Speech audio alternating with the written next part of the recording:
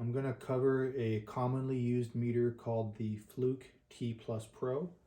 This is a voltmeter and can also measure continuity and resistance.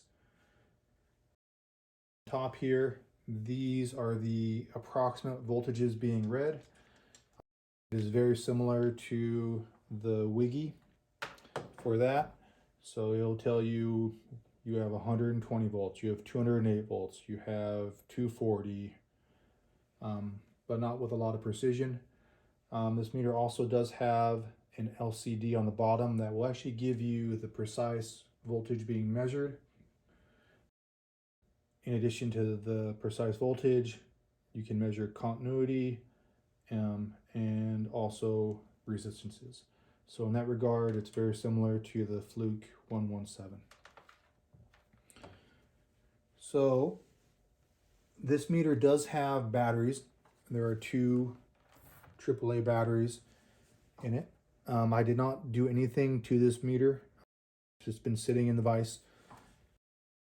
To verify that the batteries are working and the meter is working, I can take these two leads and put them together. So what happened are all of these LEDs lit up and there was a solid tone. Also, I'm not sure you could see it down here, but on the LCD that also lit up and gave me a display that said 0.0. All of this was on startup, letting me know that the device is in fact working, that the batteries are working. When I do that again, the only thing that lights up is the continuity light, and there's also a solid tone indicating that I have continuity. So when I measure a voltage on this, again, I don't have to hit any buttons on here. This thing is always looking for something to do. I don't need to turn it on. It very much like the Wiggy. I just put these leads on to measure voltage and it will tell me what the voltage is. When I want to measure continuity, I just put the leads on something I want to measure, like a screwdriver, for example, and it will measure continuity. So like a good apprentice, it's always waiting and looking for something to do, and when it sees something to do, it just does that thing. There's no hitting buttons on this for most of the work that you would use this for. So I'm going to measure a voltage here. So you can see on top here, the LEDs down to 120 are lit up. Also, there's a chirping sound. That chirping sound indicates the presence of AC voltage. So LEDs down to 120 were lit up, the audible chirping sound. And there's also a small motor in here that will vibrate when you have voltage on here as well. I mentioned on top, these are the approximate voltages. So again, very much like the Wiggy. Down here, these are the more precise voltage measurements. So oftentimes we don't need a great deal of precision when we're measuring the voltage on a new bank, for example, or a new transformer, for example. However, for troubleshooting, this precision can help you out. So for example, the voltage that I'm trying to measure now is actually 113 volts. So when I measure it, the 120 lit up. I'll do it again here real quick. So all the way down to 120 lit up.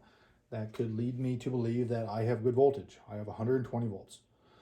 Down here, you'll see the more precise number here, and I can't quite see it myself, but it's about 113 volts. So this is actually bad voltage.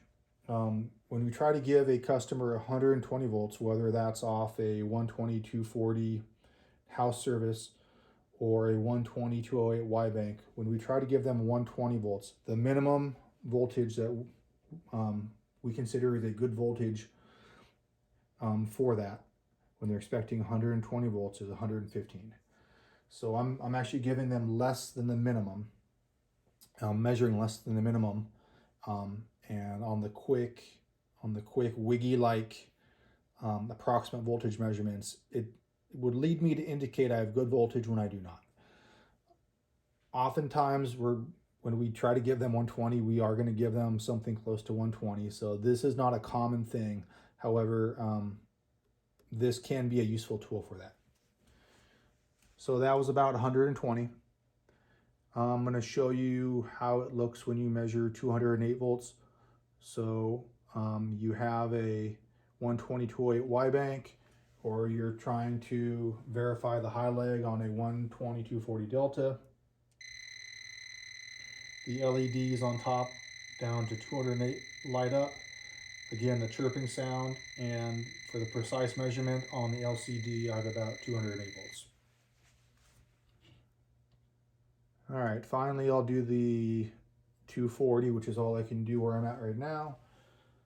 So 240, LEDs down to 240 light up, and also chirping sound and the more precise measurement on the LCD. So I mentioned this does have batteries. The batteries allow me to have the audible sound. It allows me to get that tactile sensation from the motor. It allows me to get the very precise measurement down here. However, if the batteries are dead and you don't have more batteries in the truck, I'll just take these batteries out.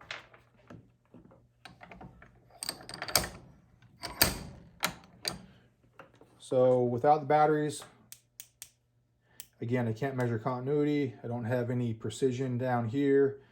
I can still, however, measure approximate voltage. So without batteries, this does more or less turn into a wiggy. So I'll measure here again 240, and you can see the lights down to 240 light up. So even without batteries, this is a useful tool. If you are going to do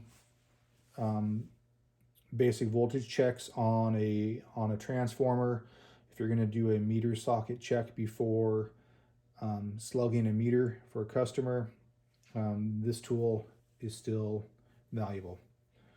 One thing I did forget to mention is, much like the Wiggy, this tool, the Fluke T Pro, with or without batteries, either way, is also a low impedance device. So when you are doing that meter socket check to verify that you don't have anything weird going on in the meter before you slug it, this device will not give you the ghost or phantom voltages. So it is a very useful tool.